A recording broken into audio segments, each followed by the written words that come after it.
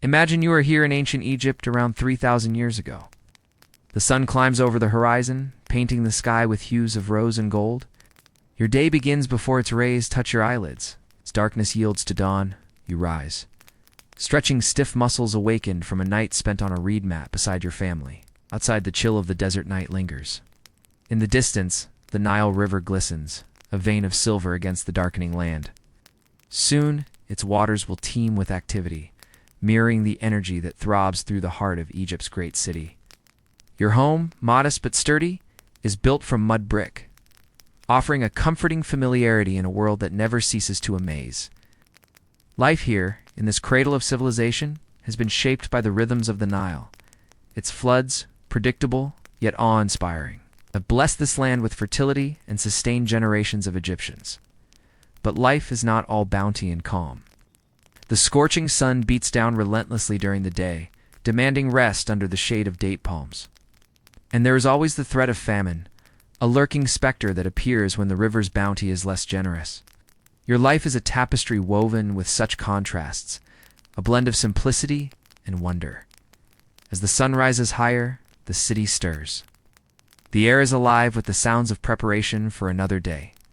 Hawkers call out, vendors display their wares, and the murmur of activity echoes from house to house.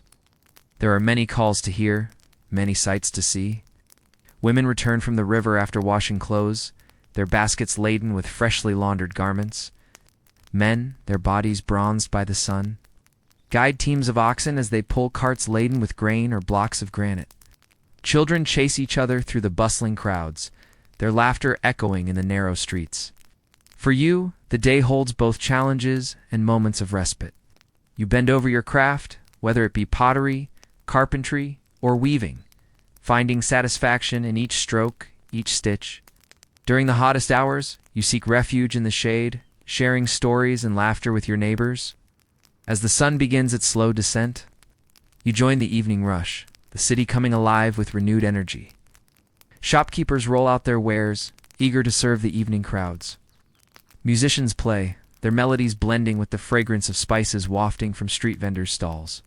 The simple pleasure of a cool drink or a bite of bread is a celebration as evening shadows lengthen. People gather in groups, discussing the day's events or sharing gossip in hushed tones. The great Sphinx watches silently, its timeless gaze fixed on the horizon where the sun melts into the embrace of the desert. As darkness falls, you find solace in the company of your family, sharing a simple meal and recounting the day's experiences. The stars emerge, a celestial canopy above you, a constant reminder of the mysteries that lie beyond your world. And as you drift off to sleep, you dream of a world where the river flows with honey and the sun smiles down on the land. In this realm where the mundane meets the extraordinary, where the weight of tradition rests on one shoulder and innovation on the other, there are those who dare to defy convention, who challenge the very fabric of society. Enter Akhenaten, a pharaoh who is not content with the familiar patterns of his time. He yearns to break free from the confines of tradition and forge a new path for his people. His heart beats with an unfamiliar rhythm, leading him to make decisions that will reverberate through the corridors of history. Akhenaten's story is one of ambition and devotion. Unlike his predecessors, he does not turn a blind eye to the flaws in his world. Instead, he grapples with them, seeking not to maintain the status quo, but to reshape it according to his ideals. His reign is a testament to this desire for change. He introduces a new capital, Amarna, where the old ways are abandoned in favor of a more egalitarian lifestyle. His art reflects this revolution, depicting him and his wife Nefertiti not as distant deities, but as ordinary humans with childlike features. This shift is not merely aesthetic.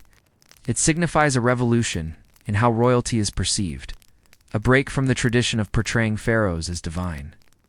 But his most audacious act is turning away from the traditional pantheon of gods to a single deity, Aten the sun disk. This religious reform shakes the foundations of Egyptian society. The polytheistic traditions deeply ingrained in the populace are challenged by the monotheistic fervor of Akhenaten. He becomes a beacon of a new faith, attracting followers who find solace and meaning in the worship of one God. Yet this transformation is not without its costs. The old gods are not forgotten but marginalized, their temples abandoned and their priests sidelined.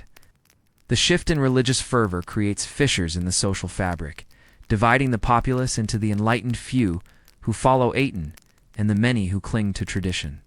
As Akhenaten's reign progresses, the intensity of his reforms increases. He promotes peace, abandoning warfare, and establishes trade with distant lands, bringing exotic goods and ideas to his people. His court becomes a melting pot of cultures, attracting scholars and artisans from across the known world. Despite these advancements, Akhenaten's legacy remains a puzzle. His sudden death and the swift reversal of his reforms by his successor point to the fragility of his achievements. The once radical ideas become relics of a short-lived revolution, buried under the weight of tradition. The enigma of Akhenaten is further deepened by the lingering questions surrounding his personal life. His physical appearance, unconventional, even by today's standards, has sparked speculation and debate among historians. Some see it as a sign of a genetic anomaly, while others attribute it to artistic license taken too far.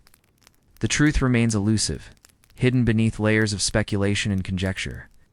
Tutankhamun's tomb was discovered in the Valley of the Kings in 1922 by the British archaeologist Howard Carter. The discovery sent shockwaves around the world and captured the public's imagination. The tomb's entrance, found by accident rather than through careful excavation, hinted at the treasure trove that lay within.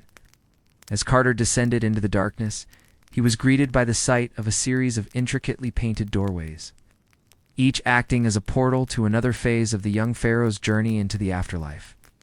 However, it was in the burial chamber that the true marvel unfolded. There before Carter's astonished eyes lay the golden coffin of Tutankhamun, adorned with the imagery of resurrection. The discovery of the tomb was not just a triumph of archaeology, but also a pivotal moment in understanding ancient Egyptian burial practices. It provided insight into the beliefs and rituals surrounding death and the afterlife, shedding light on one of the most fascinating aspects of ancient Egyptian culture.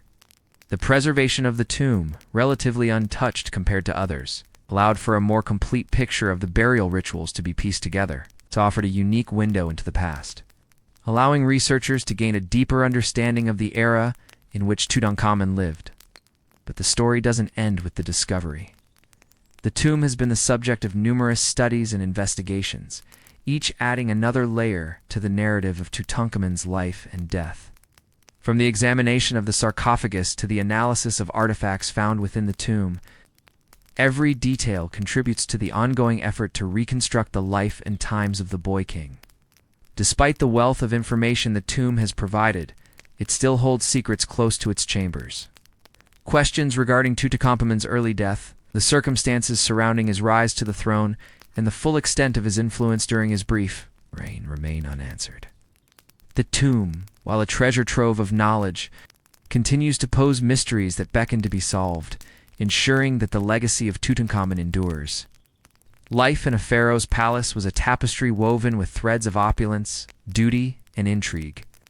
Imagine stepping through the massive doors of the palace, entering a world where gold gleamed from every surface and the air hummed with the activity of servants scurrying to anticipate your every need.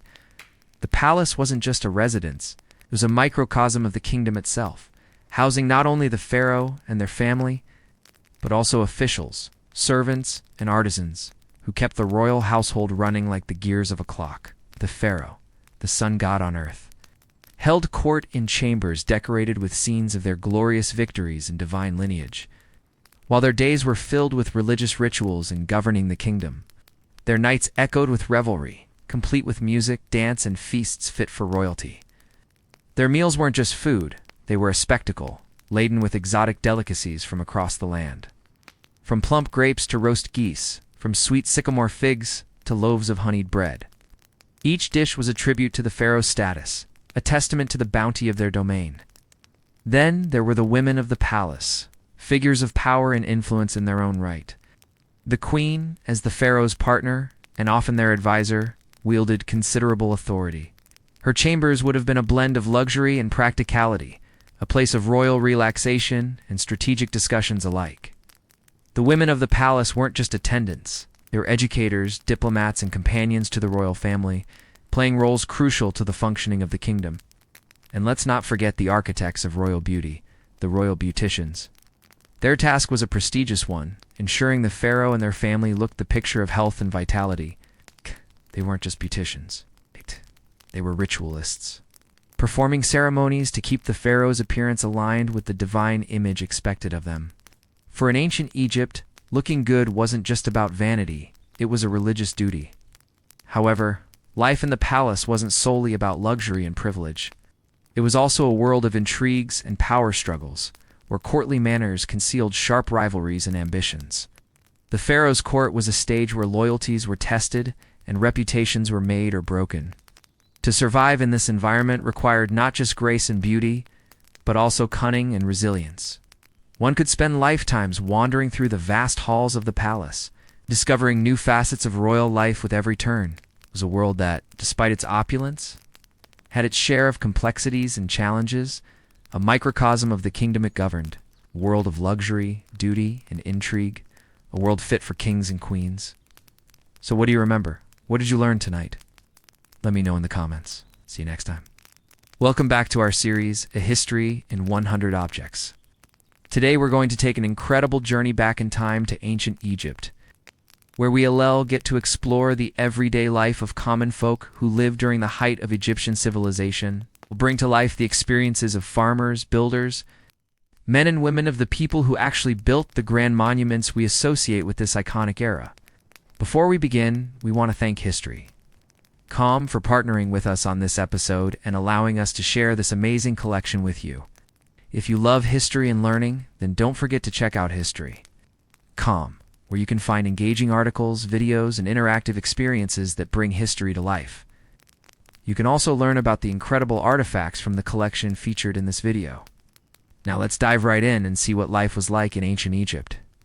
Imagine yourself waking not in a palace, but in a small mud brick home, somewhere along the Nile Valley, more than 3,000 years ago. The walls of your dwelling are thick, but simple, made of baked clay that holds the coolness of night, though it will soon give way to the heat of the day.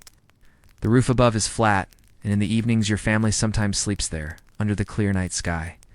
Inside there is little furniture, a low wooden stool, perhaps a simple reed mat for sleeping, jars for grain, clay oven near the courtyard, blackened with smoke. Your life, like the lives of nearly all Egyptians, is tied to the river. The Nile is both a calendar and a source of survival. It floods each year, spreading a rich layer of dark soil across the land. When the waters recede, the earth becomes fertile, and you must move quickly to sow your seeds. Wheat, barley, flaxall, planted in furrows dug with wooden plows, often pulled by oxen. The climate is hot, sometimes brutally so. The winter months bring a brief respite, a blessed cool that allows for outdoor work at more bearable hours. But from midsummer to the new moon, temperatures soar. Even at night, relief from the sun is hard to find. During these dog days, work in the fields is done before sunrise or after sunset. When the day is at its peak, all that anyone wants to do is sleep. The rhythm of your day is dictated by the sun. At dawn, as the horizon begins to glow, you rise. The air is cool, almost refreshing, but you know it will not last. You eat a small meal bread made from barley, perhaps dipped in beer. This beer is not the strong drink of modern times, but a thick, nourishing brew, filling in place of water, which can be unsafe to drink. Your diet is humble and repetitive. Bread and beer form the staple, day after day. If you are fortunate, there may be fish caught from the river, or onions, leeks, and garlic from the garden. Occasionally, dates or figs provide sweetness. Meat is rare, reserved for feasts, festivals, or offerings to the gods. Work fills the daylight hours. If you are a farmer, you tend your crops, plowing, seeding, weeding, harvesting. It is backbreaking work, but essential, for here in the heart of Egypt, agriculture is life. Much of the work is done by hand, hoeing the soil, pulling up weeds, gathering the fruits of the harvest. Oxen may pull the plow or carry loads, and the occasional donkey helps too, but most work is done under the sun's unrelenting gaze. You toil to produce the grain, to feed your family, to pay taxes, and to offer to the temple. The balance is precarious. Droughts or floods can wipe out your livelihood in an instant. If you are a builder, your days are spent bringing other visions of Egypt to life. You shape limestone into blocks destined for a great temple or tomb. You haul mortars and brick for the next generation to marvel at. Your hands are rough, your muscles aching from carrying heavy loads. There is pride in your work, though, and the knowledge that you are part of something bigger than yourself. Every swing of your hammer, every stroke of your chisel contributes to the grandeur of Egypt. The hours pass steadily, marked by the changing shadows, the cry of the returning storks, and the occasional call to prayer echoing across the valley. As the sun dips below the horizon, the day's heat recedes, replaced by a gentle evening breeze. Life in ancient Egypt is anything but leisurely, even for the most ordinary of people. Every moment is filled with responsibilities, religious rituals, household duties, agricultural work, crafts. The pace is relentless, driven by necessity and custom. Free time, if it exists at all, is measured in minutes, stolen between tasks. Religion saturates every aspect of your life. Small household shrines hold amulets or offerings. Each morning, you may mutter a prayer or place a few crumbs of bread for a household god. The larger temples dedicated to deities such as Amun, Ra, or Hathor dominate the towns, and their priests hold immense power. You cannot escape the sense that your fortunes, your crops, and even your health are bound to these unseen forces. As darkness falls, you gather with your family around your courtyard. Sharing a simple meal, perhaps with some fresh bread and beer, the conversation is likely quiet, punctuated by the buzz of insects. The children have already retired, and there is little laughter. Life is hard, and joy is a rare commodity. After the meal, there may be a lull in the activities. You could tell stories of the pharaohs or ancient heroes, but more likely, everyone is just resting, waiting for the night to pass as quickly as possible so the cycle can start anew. The air around you is thick with certain scents, the sweetness of crushed reeds from the riverbank, the dust of the dry earth, the faint bitterness of smoke from the ovens. At night, you hear the buzzing of insects, the croak of frogs near irrigation channels, perhaps the distant murmur of neighbors' voices carrying through the stillness. As the night wears on, the temperature drops slightly, but not enough to make sleeping easy. Still, eventually, exhaustion overtakes you, and you drift off to sleep. In this moment, you are a nameless face in the crowd. It's just one among many in this bustling society, trying to carve out a place for themselves in ancient Egypt. Your life may seem unremarkable, but in the grand tapestry of Egyptian history, your existence is an essential thread. Your sweat, your toil, and your simple joys form the very fabric of Egyptian society. Like the river that nourishes the land, your efforts sustain this civilization. While pharaohs build tombs to secure their immortality, and architects design temples to house the gods, it is your daily existence that truly keeps Egypt alive. You are the farmer sowing seeds at dawn, the builder shaping stone in the midday heat, the mother grinding grain under the evening sky. Your story is not written in hieroglyphics on temple walls, but it is no less important. In fact, it is more important because it is real, lived by real people who made the grand monuments of Egypt possible. The days are long, your body is weary. But this rhythm, this cycle of planting, harvesting, building, and resting it, is the rhythm of Egypt itself. A pattern that is repeated for centuries, largely unchanged. For you, there is no great treasure, no golden tomb, no marble halls.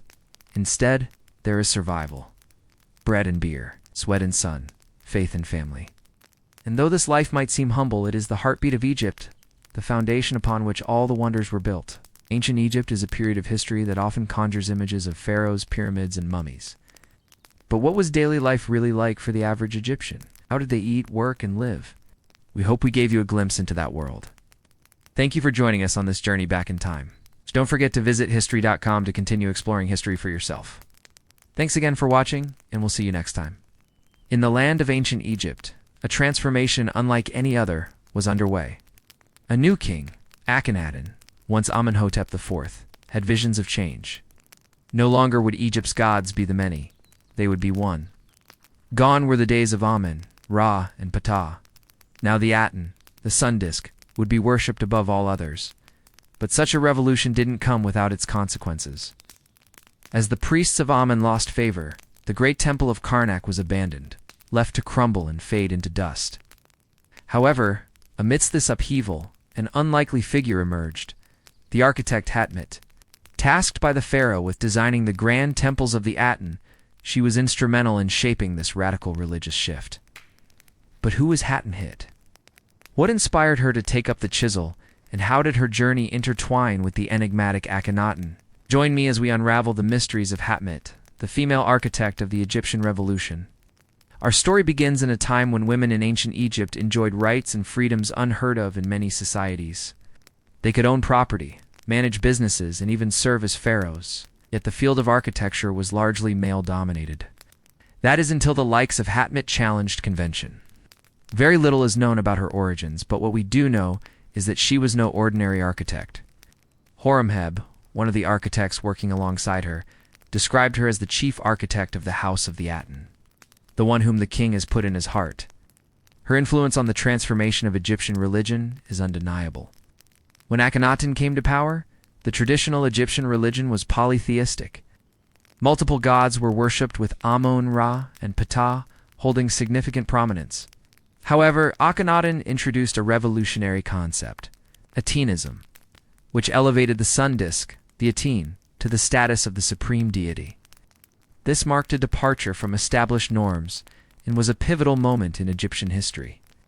To support this new religion, grand temples dedicated to the Aten were needed, and it fell upon architects like Hatmet and Hormon to design them. One of their most notable creations was the temple complex at Karnak, which was abandoned when Akhenaten shifted his focus to the worship of the Aten. Nevertheless, the temple holds a special place in history as the first major structure dedicated to the Aten in Karnak.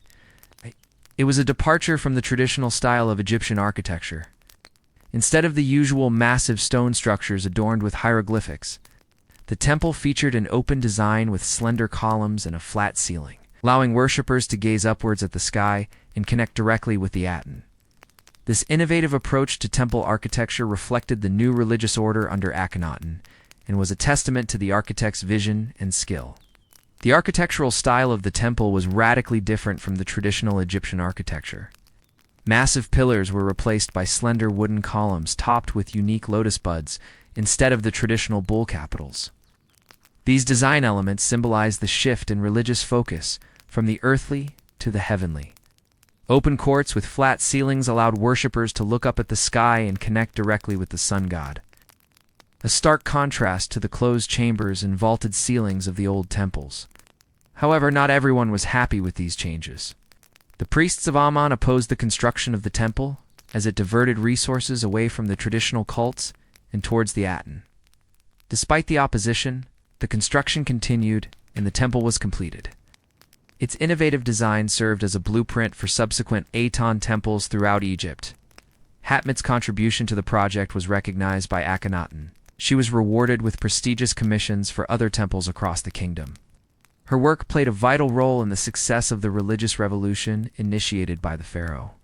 The next temple, commissioned by Akhenaten, was in Tel El Marna, also known as the Middle Egyptian city of Akhenaten. This city was originally a small village, but under Akhenaten's rule, it underwent a rapid transformation and became the new capital of Egypt.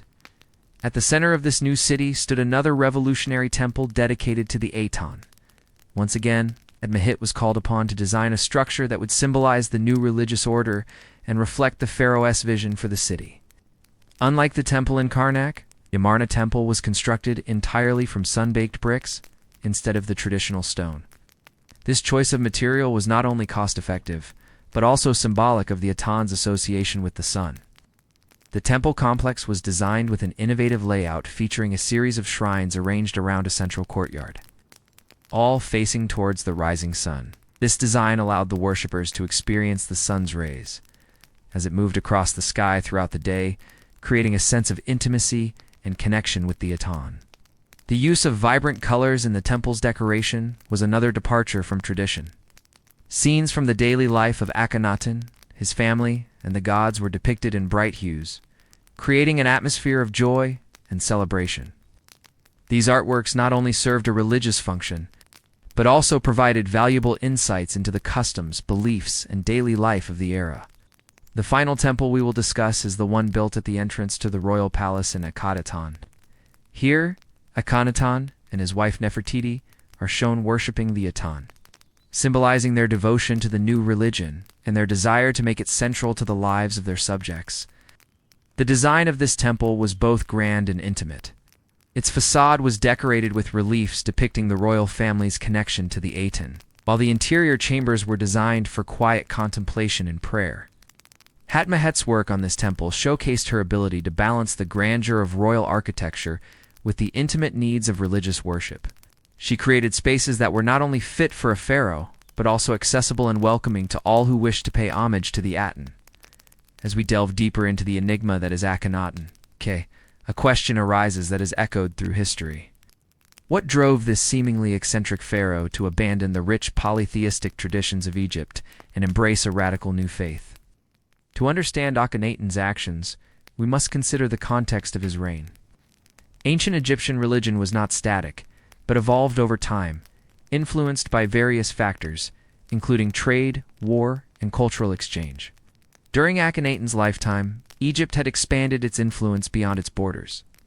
Coming into contact with neighboring cultures and their religious beliefs, this exposure to diverse belief systems may have inspired Akhenaten to question traditional Egyptian norms and seek new spiritual horizons. The influence of the environment cannot be overlooked either. The fertile Nile Valley, with its annual floods and abundant harvests, fostered a sense of prosperity and optimism, which may have contributed to Akhenaten's decision to introduce a more inclusive and universal god like the Aten.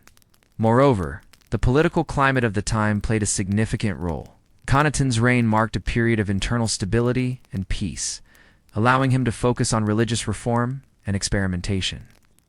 This atmosphere of tranquility may have encouraged him to pursue his religious visions without fear of external threats or internal rebellion. However, some scholars argue that Akhenaten's religious revolution was not solely driven by intellectual or environmental factors. They suggest that his personal beliefs and experiences may have also played a part.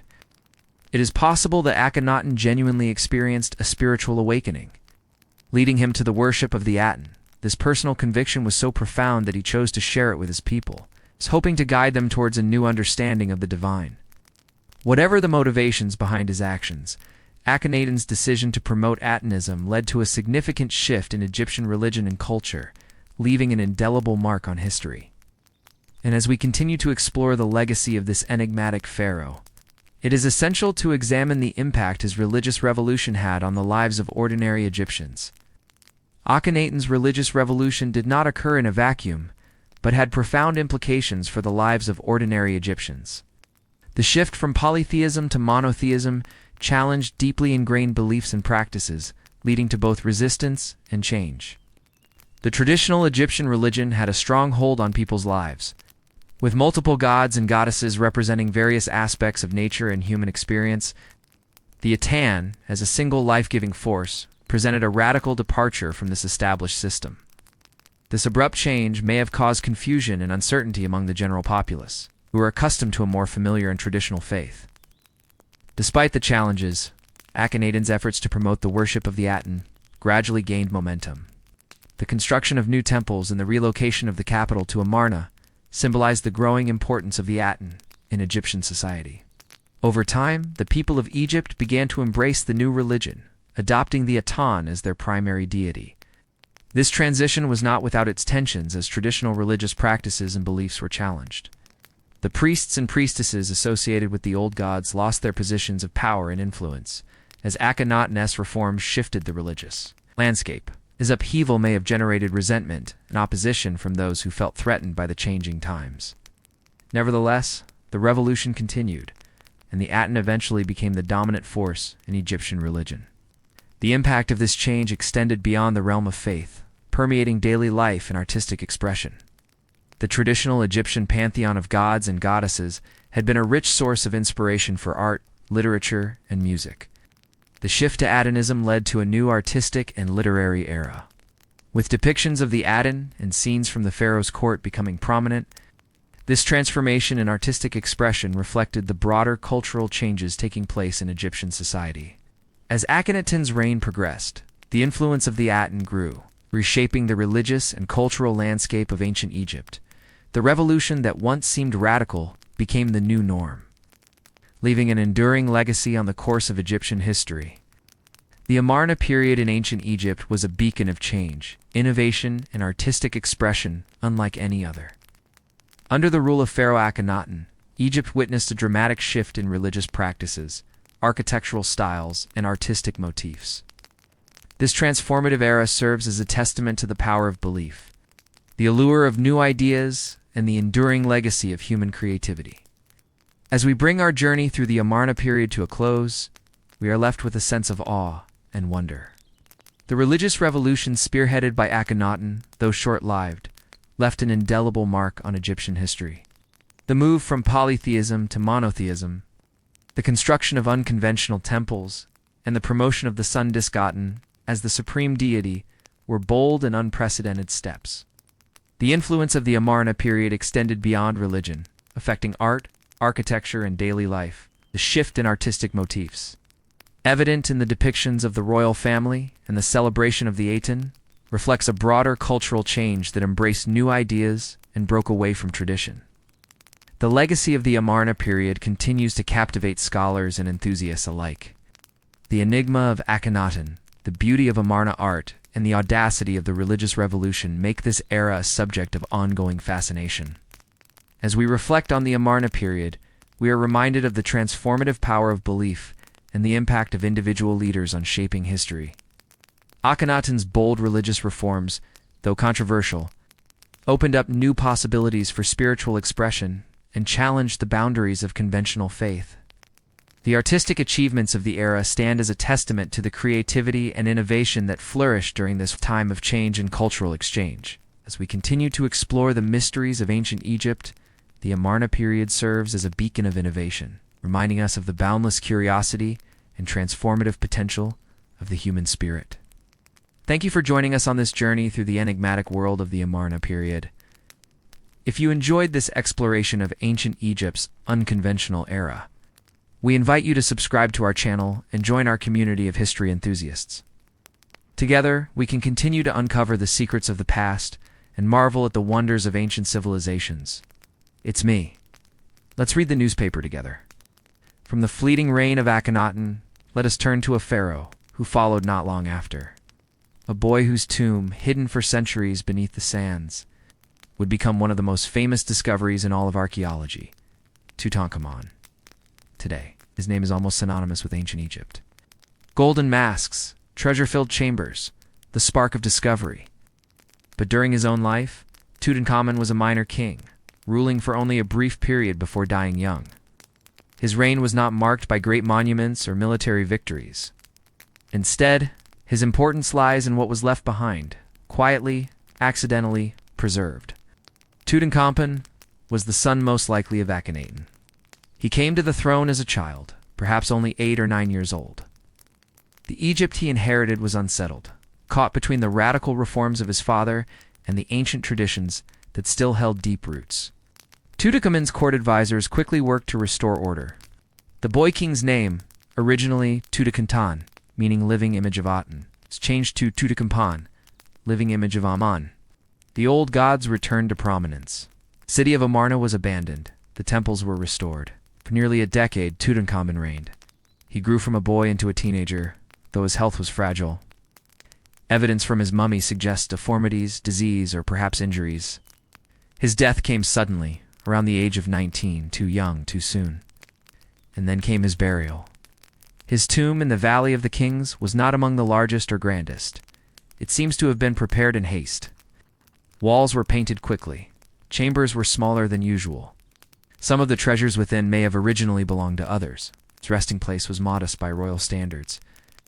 And yet, because of its smallness, its hidden position, it was overlooked.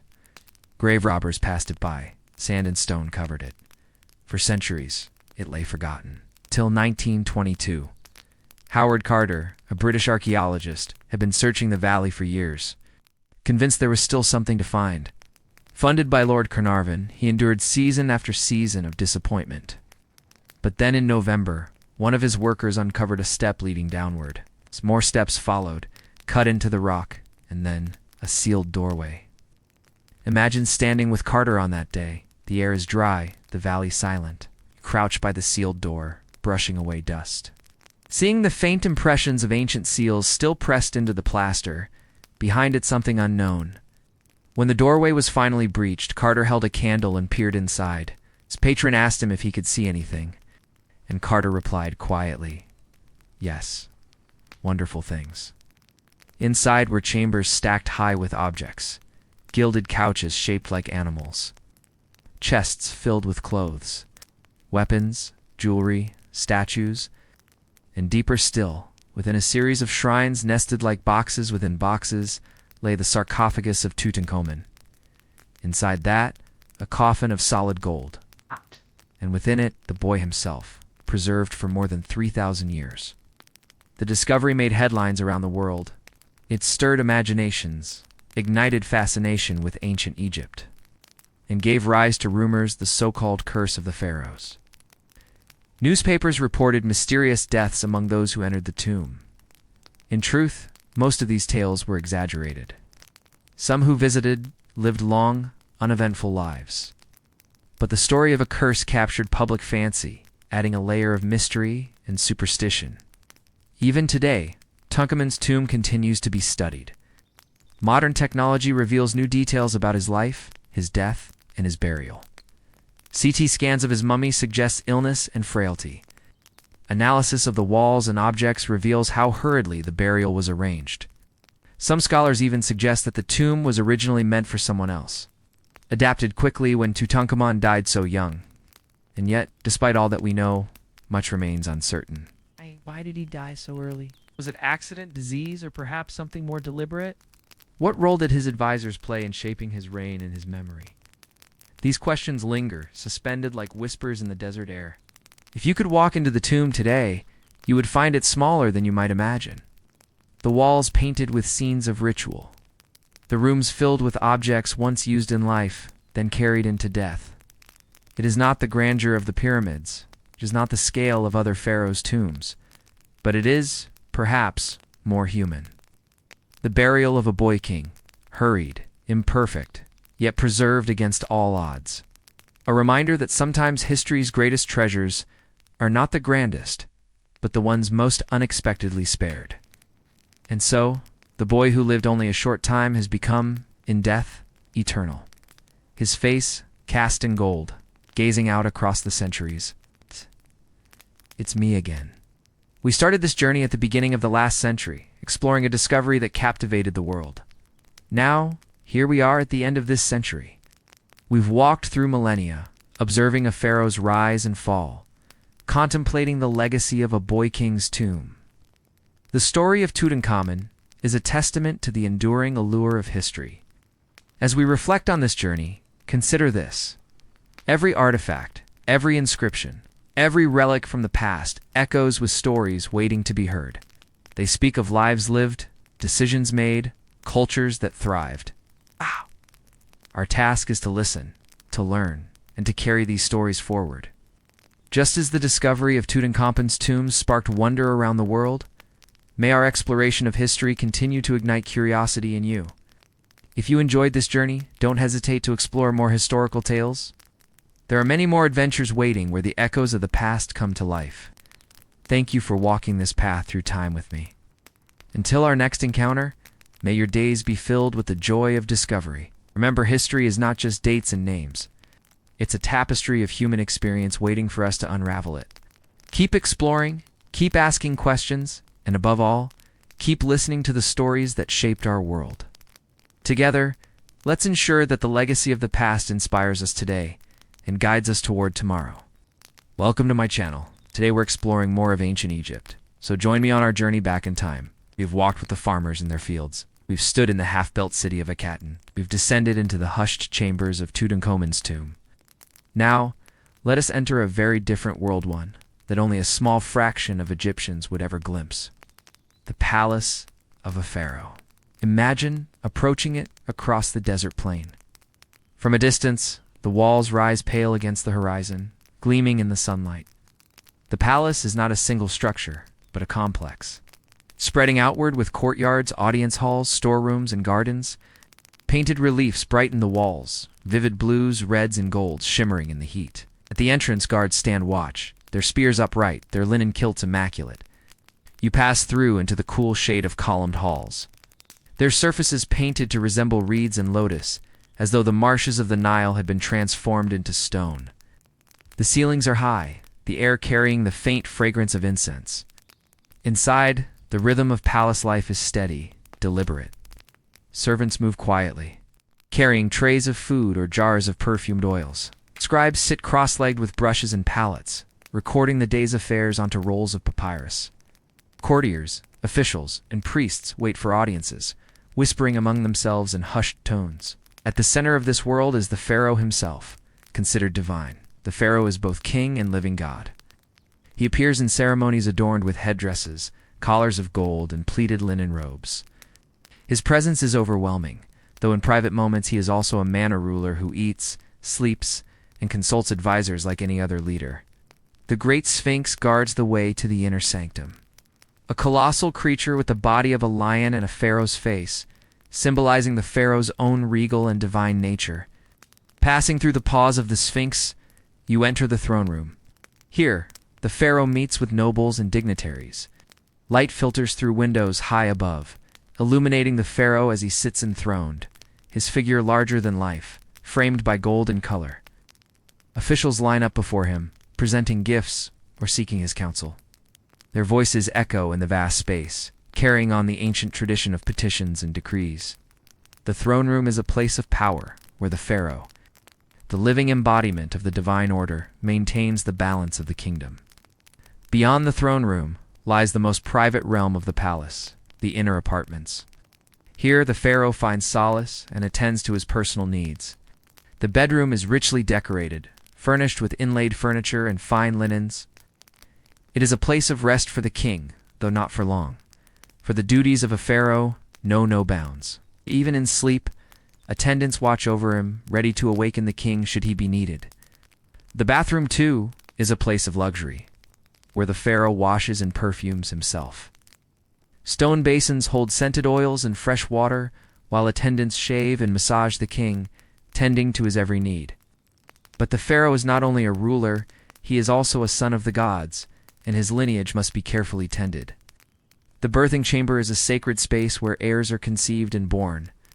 It is here that the pharaoh ensures the continuation of his bloodline, maintaining the divine order of Egypt. As you wander the palace, you notice not only luxury, but an underlying orderliness. Everything has its place. Tools are neatly stacked. Utensils are precisely aligned. There are no piles of grain or heaps of cloth. There is method and structure to every corner, reflecting the importance of balance and order of mat in Egyptian life. This is not simply a royal residence. It is a microcosm of the kingdom itself. Just as Egypt depends on the pharaoh for leadership, the palace relies on the cooperation and labor of countless individuals. Artisans create and maintain the furnishings. Farmers and laborers provide the food and materials. Officials bring order to the king's vast affairs. Without this network, the palace could not function. The pharaoh, in turn, depends on the prosperity of the kingdom. He is not isolated in his grandeur, but connected to the well-being of his people. The bounty of the Nile, the fruits of labor, the security of borders, all these factors contribute to the stability of the palace and the continuation of its luxurious lifestyle. Though few commoners would ever see the inside of a pharaoh's palace, its influence was deeply felt. Royal building projects brought prosperity to cities, employing artisans and laborers. The pharaoh's table, laden with goods from across the kingdom, showcased the fruits of regional specialties. Even the seeds planted in the countryside were watched over by the royal court. For the pharaoh, much like an eagle, kept a sharp eye on his domain. Edicts issued from the palace shaped the lives of subjects throughout the land, from the pharaoh's capital to the furthest reaches of the known world. While the interior of the palace was a world of luxury and ritual, the exterior was a stage for a different drama, the drama of politics. The pharaoh, like any leader, negotiated alliances, settled disputes, and repelled invaders. His decisions, made in the grand halls of his palace, reverberated across Egypt, determining the course of the kingdom and sometimes the lives of those around him. The palace walls, silent witnesses to these dramas, absorbed the weight of these decisions, echoing the ambitions, fears, and hopes of the pharaohs who walked within them. Yet for all the power and politics, the palace also offered moments of quietude. In secluded gardens, shaded by papyrus and acacia trees, the pharaoh could escape the weight of his crown. Fountains played softly, birds sang, and the scent of lotus blossoms filled the air. It was in these tranquil moments that the pharaoh, stripped of his regalia and responsibilities, might have found a semblance of peace. But the tranquility of the gardens could not entirely drown out the sounds of palace life. The rhythmic clanging of metal echoed from the workshops where artisans crafted everything from furniture to chariots. The murmur of scribes recording the day's events rose from the administrative offices. And from the kitchens came the tantalizing aromas of baking bread, roasting meats, and stewing vegetables. This symphony of sounds underscored the constant activity that sustained the pharaoh and his court. Amidst all this activity, one sound might have caught your ear, the lilting strains of music drifting from an open window. Within the palace walls, musicians played harps, flutes, and lyres, filling the air with melodies that accompanied religious ceremonies, feasts, and even royal hunts. Music was not merely a form of entertainment, but an integral part of palace life, adding a layer of richness to every occasion. The heart of palace life beat strongest during festivals and celebrations. When the Nile flooded or the pharaoh had a son, the whole complex came alive with festivities. Musicians played, dancers twirled, and the air buzzed with excitement. During these times, the pharaoh, too, shed some of his regality, joining in the merriment and revelry, perhaps even dancing with a garland of flowers in his hair. These moments of unadulterated joy were a reminder of the blessings of the Nile, the bounty of the land, and the pharaoh's favor. Yet amidst the celebrations, there were tasks more somber. Funerals within the palace were solemn affairs. When a beloved member of the royal court or even a favorite pet passed away, the entire palace seemed to mourn. Rituals were performed, prayers were spoken, and the deceased was often mummified with care and reverence. The pharaoh, too, would eventually depart from this earthly palace. Leaving behind the trappings of power and entering the eternal dwelling that awaited him in the afterlife, the final scene is the royal tomb. You approach it after a long journey, crossing the desert sands towards a monumental gateway. The tomb, hidden deep within the earth, is reached through a long passage adorned with paintings of the pharaoh's journey into the afterlife. The air is still and cool, the silence broken only by the echo of our footsteps. At the end of the passage, we find the burial chamber, a vast dimly lit space containing the pharaoh's sarcophagus. The walls are covered with scenes from the pharaoh's life, his deeds, and his victories. Above him, the ceiling depicts the starry sky, reminding us of the pharaoh's belief in his connection to the divine. The tomb is not just a place of death, but a monument to a life well lived, a celebration of a pharaoh's legacy. And so our journey through ancient Egypt draws to a close. We've witnessed the cycles of life, death, and rebirth, both in the natural world and in the lives of the pharaohs. The ancient Egyptians, with their profound understanding of the cosmos and their intricate rituals, remind us of humanity's timeless quest to understand our place in the universe. As we reflect on our journey, we invite you to continue exploring ancient history with us. Subscribe to our channel to embark on future adventures through time. Until then, may your days be filled with the wonders of discovery and the joy of learning. Thank you for joining us today. As we come to the end of our journey, I hope you have enjoyed wandering through ancient Egypt and learning about the lives of those who lived 3,000 years ago. It's been my joy to bring these stories to you, and I am very grateful to all of you who have supported this series. I hope you will keep watching and keep exploring the worlds we create together. And now, as the sun sets over the River Nile, let me tell you one last story from ancient Egypt. This is the story of a place where gods and mortals meet. The king is preparing for his day. Servants fan him as he sits on a low stool, patiently waiting. His gaze sweeps across the room, taking in the richness around him. Walls are covered with paintings, some depicting hunts, others showing the king making offerings to the gods. A polished mirror hangs opposite his throne, reflecting his image back to him. Servants approach bearing perfumes and cosmetics, and they anoint his body with fragrant oils, then adorn him with precious jewelry. Today he will wear a blue crown, a color reserved for pharaohs, since it symbolizes the heavens. He will also wear a cobra ornament, a symbol of his divine authority. When he is ready, attendants help him into a linen kilt and a tight-fitting white shirt. Then he takes his place on his throne. A magnificent piece of furniture crafted from wood and ivory and gold. He adjusts himself and leans back, relaxing into the plush cushions. He looks out the window and sees workers tending to the gardens. Palm trees sway gently in the breeze, flowers bloom in vibrant colors. But the king sees something else in the plants. He sees a hidden power, a life force that flows through every leaf and stem. This life force, this energy is sacred. It is the same energy that flows through him, connecting him to the plants, to the earth, to the gods. It is the source of his strength and his immortality. He knows that when he dies, this life force will continue to flow. It will pass from him to his successor, ensuring the continuation of the royal line and the prosperity of Egypt. Servants enter carrying offerings for the gods. They place them before the king, along with incense and a papyrus scroll. The king takes the scroll and reads an inscription that proclaims his divinity. He is the embodiment of Horus, the sky god, the protector of Egypt. He is the link between the gods and the people. He offers the gifts with reverence and devotion.